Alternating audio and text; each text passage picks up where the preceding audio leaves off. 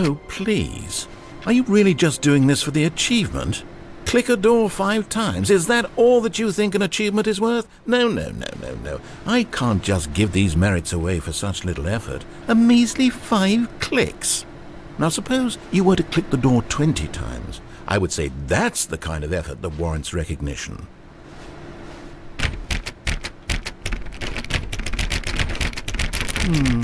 I have to say I'm still not feeling the satisfaction of witnessing true effort for a noble cause. Perhaps 50 clicks will do it. Yes, almost certainly 50 clicks.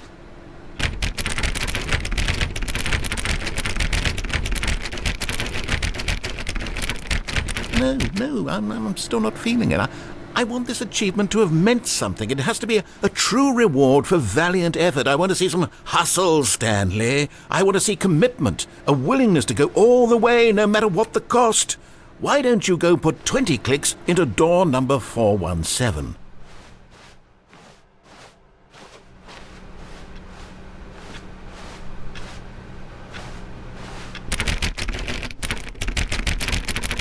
Oh, great. Now, go click a few times on door 437.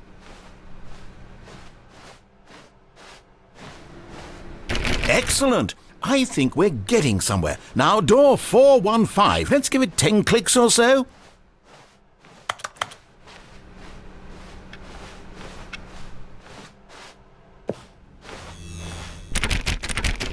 Now, back to door number 437.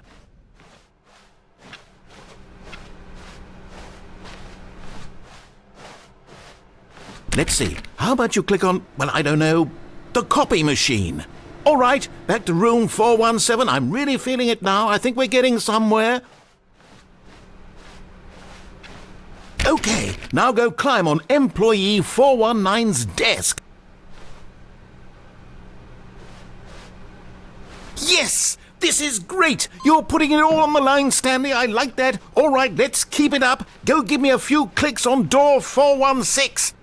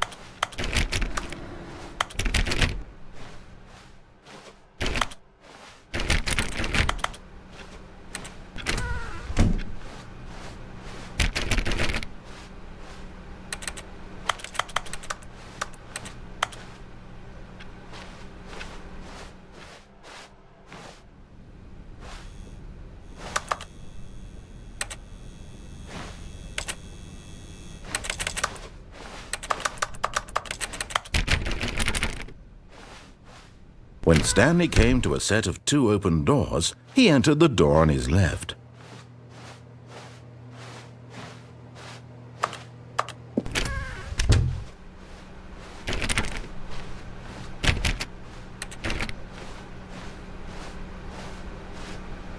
Yet there was not a single person here either.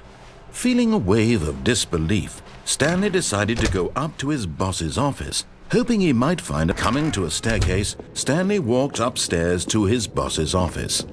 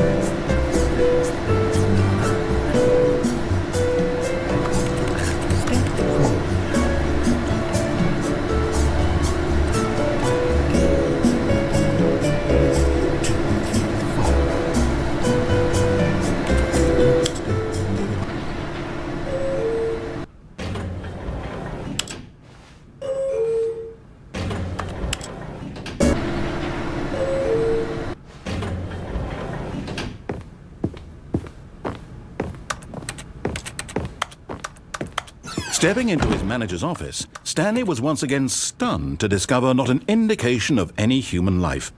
Shocked, unraveled, Stanley wondered in disbelief who orchestrated this, what dark secret was being held from him. What he could not have known was that the keypad behind the boss's desk guarded the terrible truth that his boss had been keeping from him. And so the boss, Stanley, was in such a rush to get through the story as quickly as possible, he didn't even have a single minute to just let the narrator talk. That kind of anxiety isn't healthy, so he relaxed for a few moments with some calming New Age music.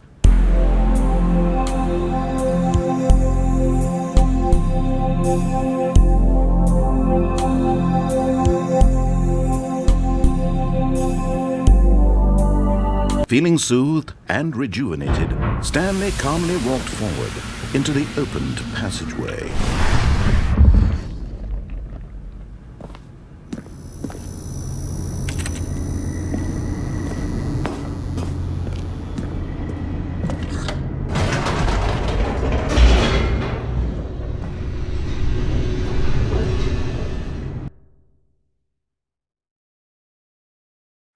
Descending deeper into the building, Stanley realized he felt a bit peculiar. It was a stirring of emotion in his chest, as though he felt more free to think for himself, to question the nature of his job. Why did he feel this now, when for years it had never occurred to him? This question would not go unanswered for long.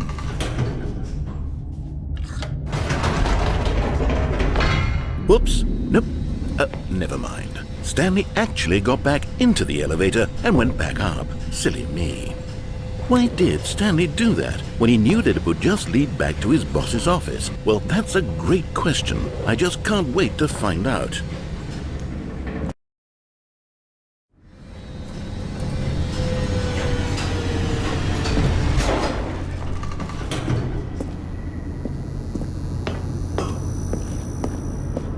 Here we are, Stanley. It's your boss's office. Exactly the way it was before you got onto the elevator.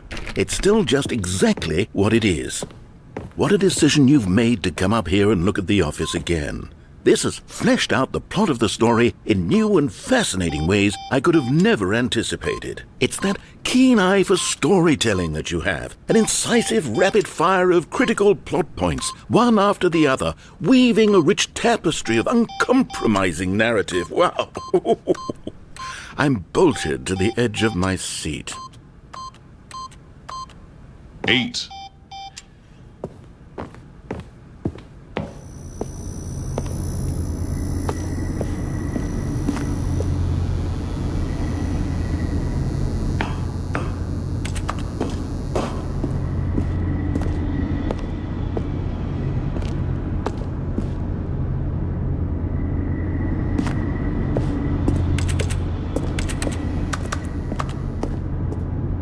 Incredible. Now he's getting back into the elevator and going down again. Ladies and gentlemen, how does he keep coming up with all of this?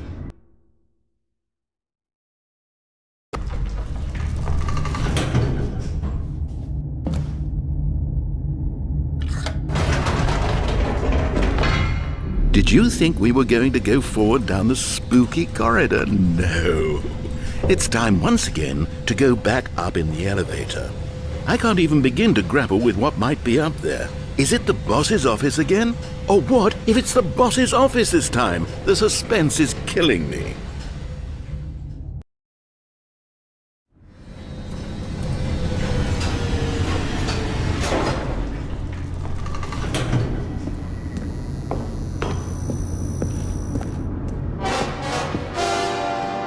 Oh my God, it's the boss's office. This absolutely changes everything for me. Give me a time out here for a minute while I process this.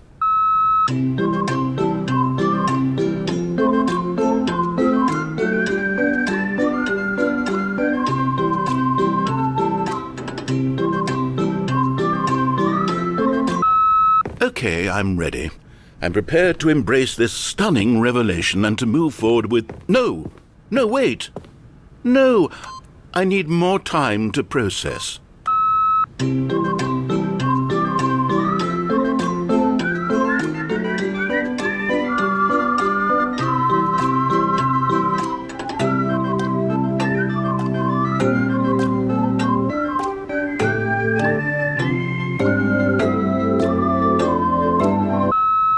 All right. I have fully come to terms with it. I have made space in my worldview for this astonishing new reality. As before, I turn to your expert eye for gripping narrative, Master Stanley.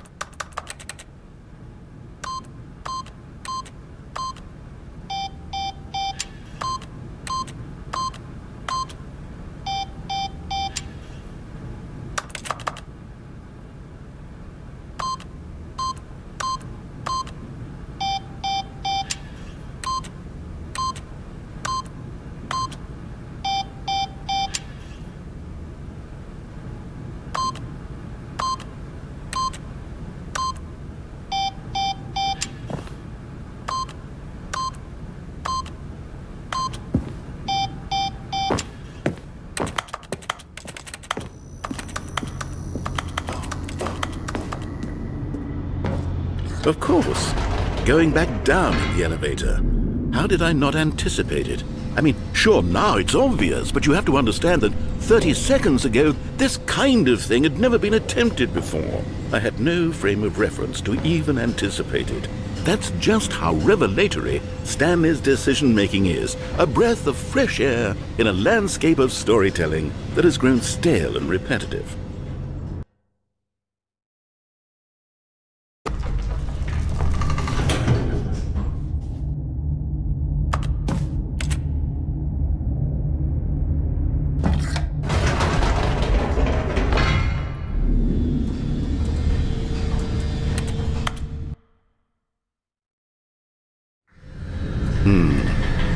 You know what? I've just thought of something. Hold on, let's stop for a moment. Don't you realize? It's the anticipation, Stanley. You and I, we have no way of knowing what will be at the top of this elevator. But the suspense, the agony of waiting and anticipating and having to guess, that's the real thrill. Oh, I simply don't want to let that feeling go. It's so precious, so fleeting. Why don't we take this elevator ride nice and slow?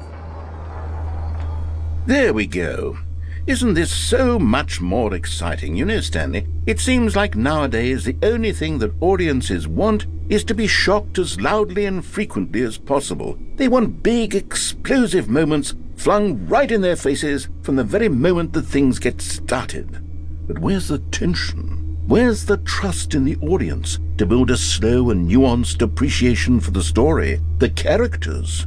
Why aren't we given time to imagine the surprises, to have to think and to anticipate and then to marvel at the eventual reveal? This is storytelling, Stanley.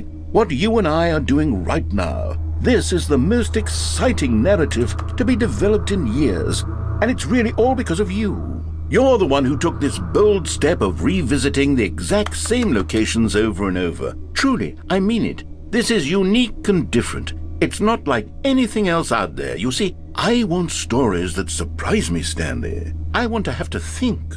I want to be engaged and not pandered to. We're being fed such unimaginative drivel all the time, and we all know it, which is why we're so starved for content that makes us feel sharp and vital and alive. That's why people like you so much, Stanley. Because you're not afraid to spit in the face of tradition. You're a role model, you know?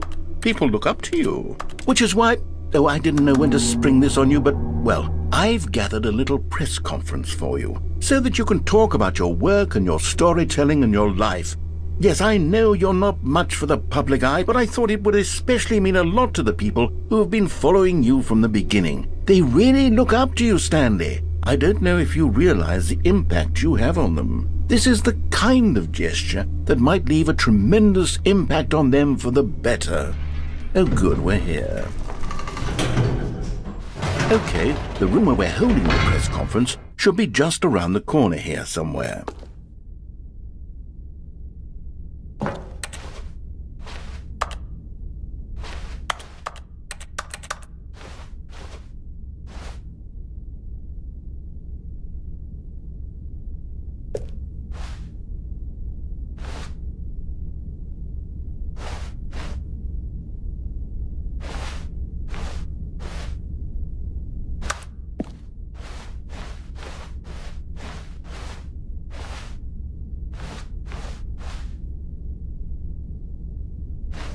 Ah, yes, here it is, just through this door.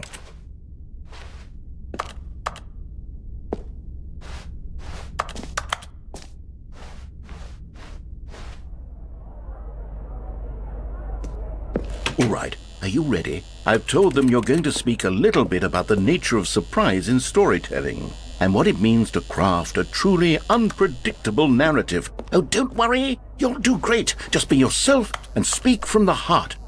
I'm really proud of you, Stanley. Okay, it looks like they're ready for you. Go get them.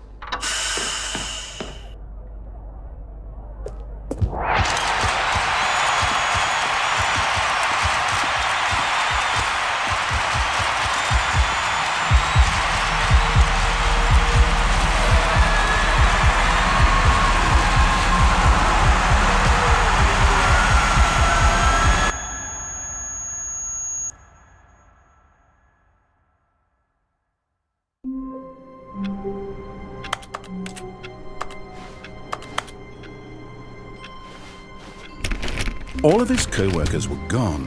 What could it mean? Stanley decided to go to the meeting room. Perhaps he had simply missed a memo.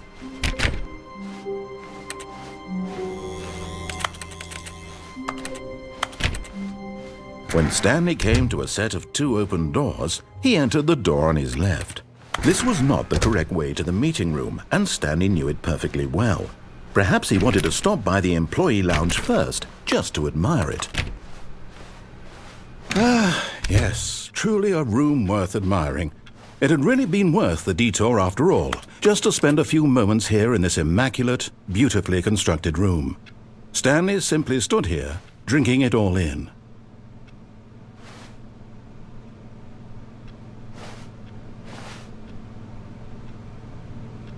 Yes, really, really worth it being here in the room.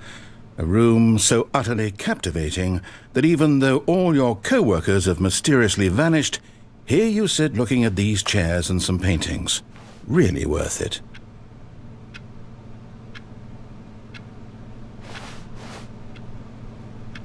At this point, Stanley's obsession with this room bordered on creepy and reflected poorly on his overall personality. It's possible that this is why everyone left.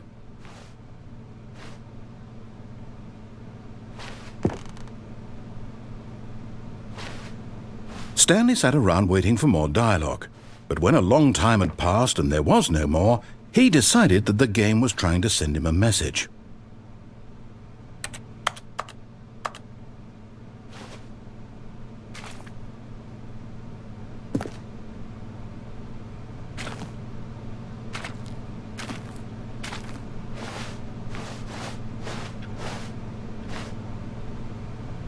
But at last, he'd had enough of the amazing room and took the first open door on his left to get back to business. Stanley was so bad at following directions, it's incredible he wasn't fired years ago.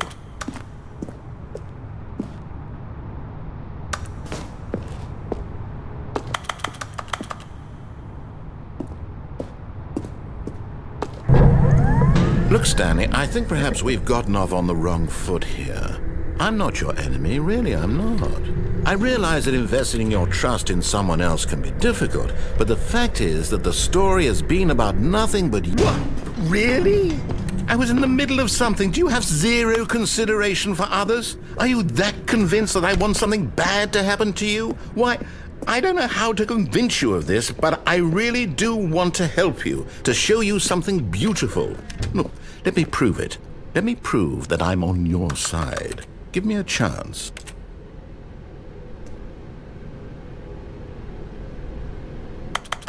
Now listen carefully, this is important. Stanley walked through the red door. Oh, thank God you are willing to listen to me. Do you see that I really have wanted you to be happy all this time? The problem is all these choices. The two of us always trying to get somewhere that isn't here. Running and running and running, just the way you're doing right now. Don't you see that it's killing us, Stanley? I wanted to stop. We would both be so much happier if we just stopped. And I think I have a solution. Here, let me show you.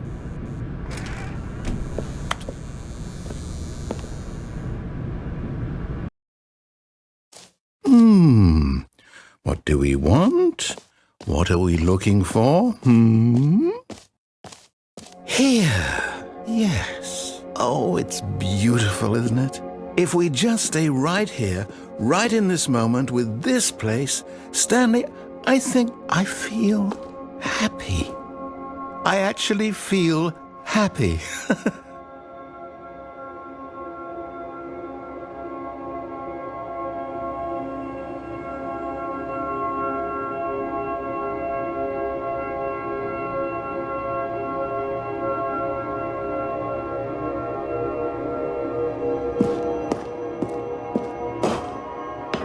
No, wait. Where are you going?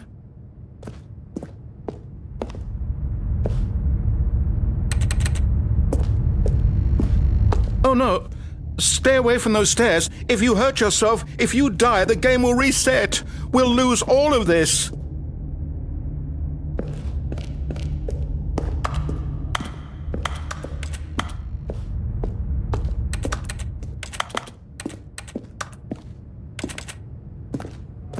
Good, good. We can't be too safe. Promise me you won't go back there. Just stay here.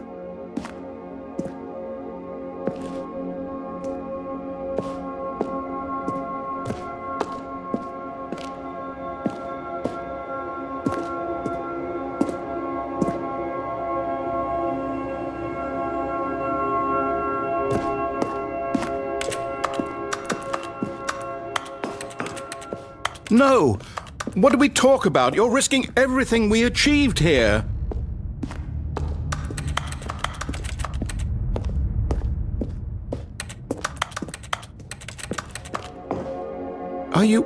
You are going to stay here, aren't you?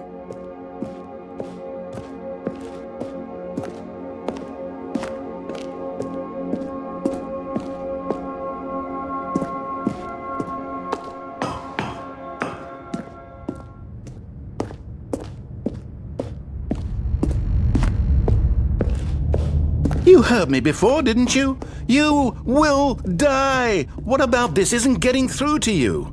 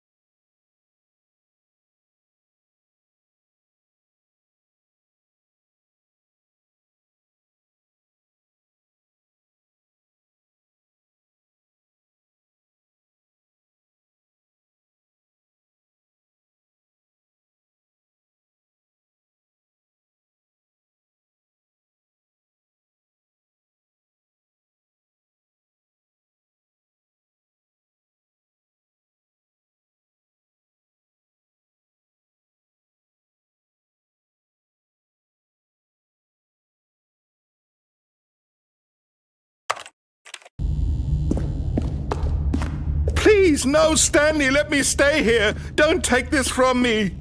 Please, Stanley, think about what you're doing.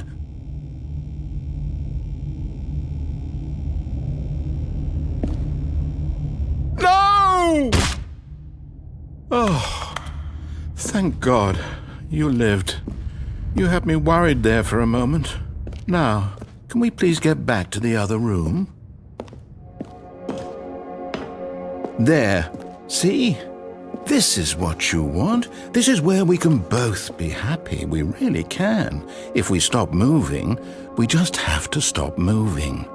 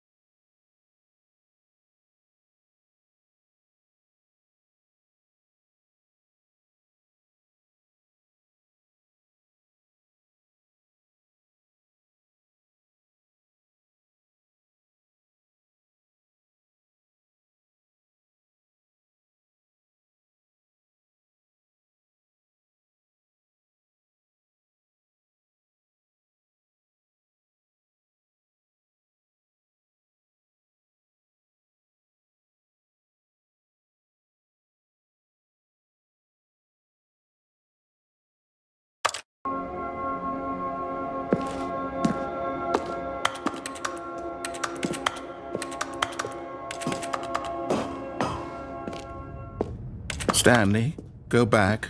There's nothing good that can come from this.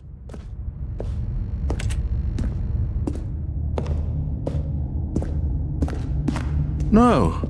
No, no, what are you doing? Do you just not believe me? What can I say to convince you?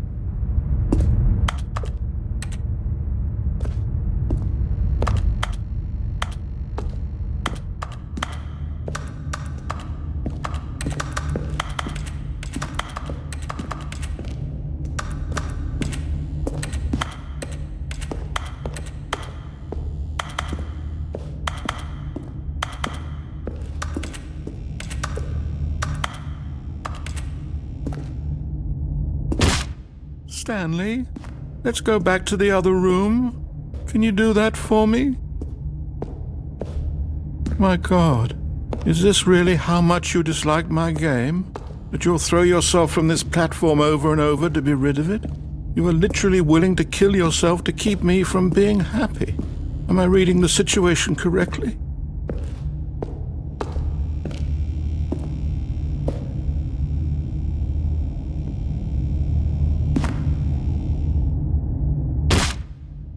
Maybe you're just getting a kick out of it. I don't know anymore. I just wanted us to get along. Do you actually want to stay alive? Or are you just teasing me?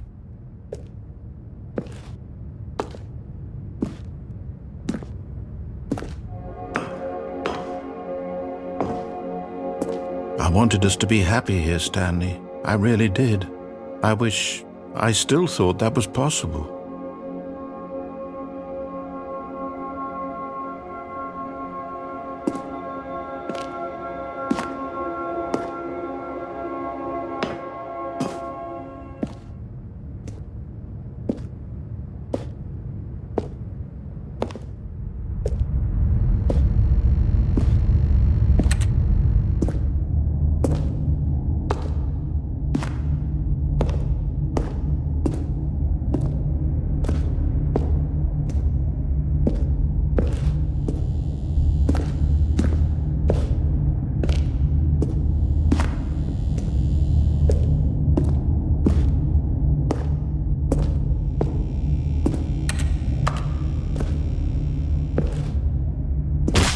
Is it over? It's going to restart, isn't it? I'm going back.